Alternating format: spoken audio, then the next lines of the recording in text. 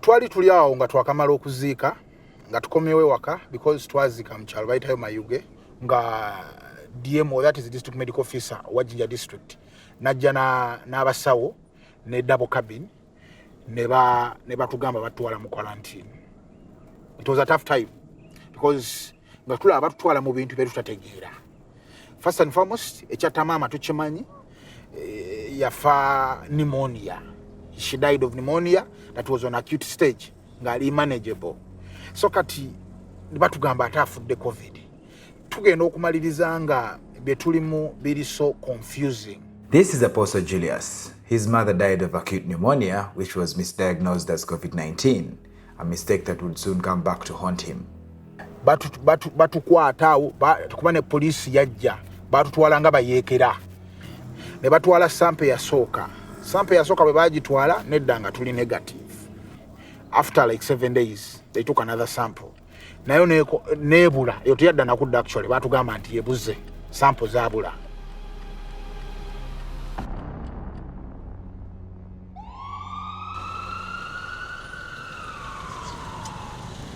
The Ministry of Health would like to inform the general public that Uganda has confirmed her first case of coronavirus disease, COVID-19.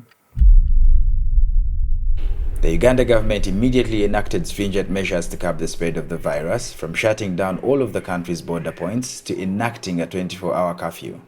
And by amending the Public Health Act, Government and Ministry of Health expanded the search powers of health workers, allowing them to make arbitrary visits to any premises suspected of having COVID-19 patients. Government looks at the majority, protecting the bigger picture, the majority, the many, so that we have some lives tomorrow. And in that, some of the measures may, to some extent, hinder or infringe on your freedoms. At the beginning, they would come and do tests every 2 weeks. The ministry. Like the very first time, we had a few people who were positive, and that time it was the time the stigma was very high. They would collect you from your home. Well, like the whole village now doesn't want to talk to me because they saw me being taken in an ambulance. State actors and private entities have collected, processed, and shared personal data, including sensitive health data, in breach of the data protection principles and safeguards in the national data protection laws. Yes, information was collected, even when it was necessary. Challenge is there are no regulations to regulate the use of the data and collection of the data. We don't have enough data protection for the end user. This is partly because the health workers involved in this COVID intervention do not have enough awareness on data protection. So in this situation, health workers have been moving around trying to trace COVID contacts, but also they've been collecting information which has been personal and intrusive in nature. Take the example of Apostle Julius, whose unconscious mother had her COVID swab taken without anyone's consent. Wakaitawo ndowooza emyezi nga 3 kwena bukyamfiirwa maama wange anzaala. Yalwala olunaku lwali lwa 6 ne mutwala ensambya. Kati bw'amala okufa tutuuka ekiseera tutwala tuziika. Yafa ku Sunday tumuziika ku Tuesday. On Friday morning ne tufuna essimu ng'eva mu Ministry of Health. Bakubira nze kenyini because it is me who took the patient in Zambia. The patient was under my supervision. Kati ne batugamba nti yafa COVID. Bwatugamba nti yafa COVID ne mbabuuza mwamuggyako sample yonna eraga nti afudde COVID. Ne bangamba sample bagitekingira mu intensive care. Ne bagamba that is wrong. Omulwadde oyo yali wange. You cannot do any test without my consent. This unsupervised collection of data during the first year of the pandemic revealed gaps in the enforcement of data protection laws in Uganda. I called a border guy in Wandegea and I'm like, go to this hospital. And this time they're reading results. Pick for me my results. And he picked the results. When he got to me, first thing he told me is like, you're fine. He already knew. No, but the thing is they didn't check if they didn't check if they it's the should owner. give them to the owner. Yes. You won't be shocked a few days from now if you go to buy a Rolex and you find it wrapped in a COVID result slip of someone. because someone has found their HIV results before. It's one thing to lobby for more laws, but even the few laws we have, we don't implement them or enforce them. For the case of Uganda, NITA is the custodian. It's the custodian of data protection.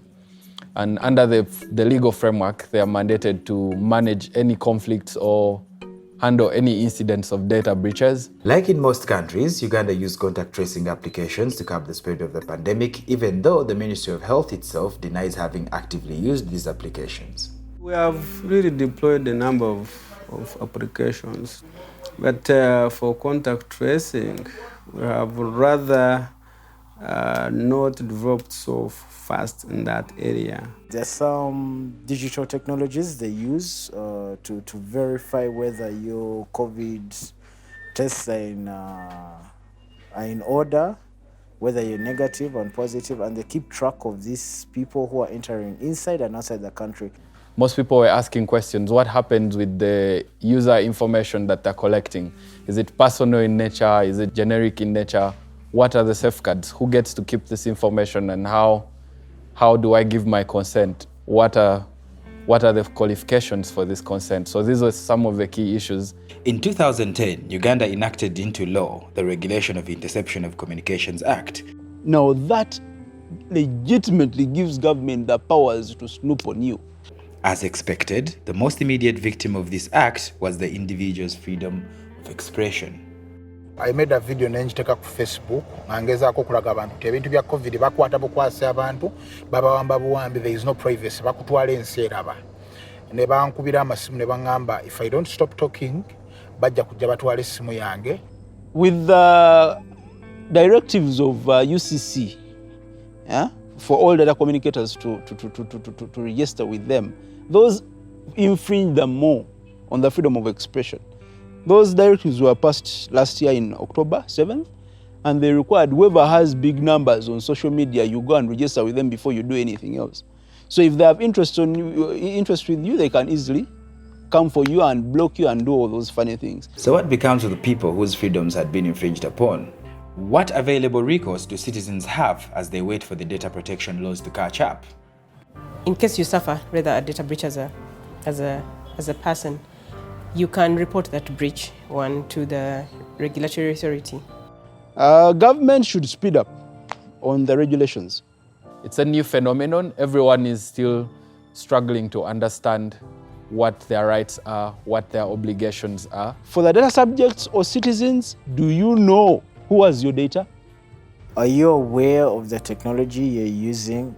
Do the health officials act in public interest and intervene and try to curb the spread of the pandemic? But also at the same time, do they have the capability to protect the user's data? Or if they breach the user's data, what are the implications? Who holds them accountable?